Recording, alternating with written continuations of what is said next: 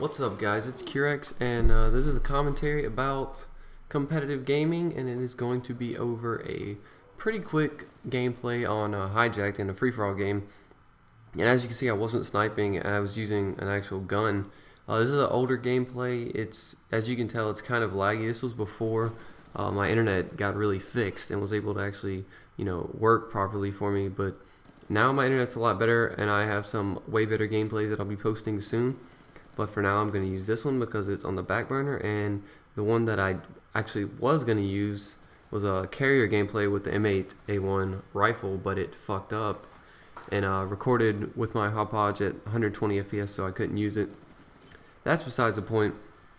What I want to talk about today, guys, if you didn't know, there's a huge Call of Duty tournament coming up with $1 million prize in total. That doesn't mean each player on the team is going to get $1 million, because it will be in a 4v4 format. But the entire team should get, if it was like the first Call of Duty XP, about $400,000, which is $100,000 per player. And that's a pretty big deal.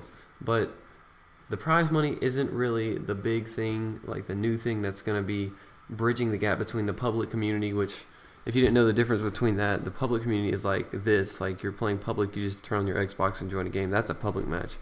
And you have a private match where you play competitively, which you have to get matched up with certain players on websites such as GameBattles.com. You get their gamer tags out there, and then you invite them to a custom games lobby where you set up the correct rules, predetermined by whatever game you're playing.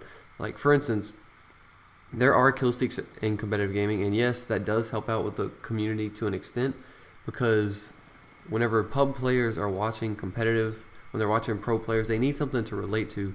And if all they see is just gun skills, they're just wondering like where's the claymores, where's the all the equipment that we're allowed to use in public, the RPGs, the other missile launchers, or just bouncing betties, whatever. Where's that stuff? Where's the kill streaks? I want to see this guy get a lodestar. He's on a 20 kill streak, but he doesn't have anything to show for it. So people are looking for that stuff, and now MLG has decided to allow kill streaks, and that's kind of bridging that gap. But that doesn't necessarily mean that's going to increase the viewership. Touche.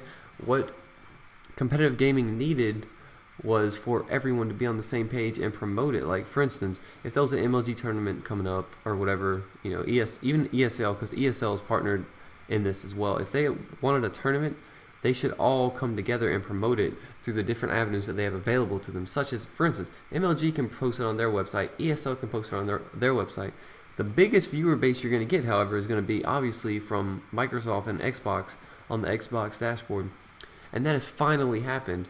The video is not only on the Xbox dashboard, though, it's also on Call of Duty's YouTube page, which has well over 1 million subscribers. So that's also giving it a huge viewership boost. And that's really what competitive gaming needs. You might actually see competitive COD grow a ton now, because it's going to have a huge exposure due to these new avenues that are opening up, which I've been saying that this should happen for a long time. Like, if Xbox would promote MLG's viewership and viewer base would be just absolutely tremendous and huge. And that's what this needs to grow, and it's now happening, and I'm actually excited to see it, because that means there's definitely a future for Call of Duty. Because if you've been following the competitive scene to any extent, you realize in the past few years that the viewer base for COD was dwindling and was definitely threatening being dropped.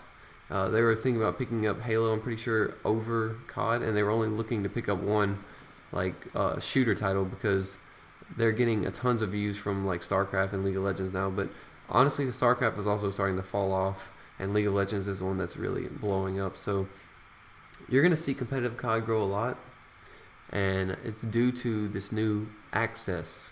So I just wanted to talk about that with you guys, and maybe you guys can understand a little bit more. Maybe you guys actually want to watch competitive gaming, as I will be uploading competitive games from my team. So you guys will be seeing that soon. I'll talk to you guys later. This has been CoD. I'm out. Peace.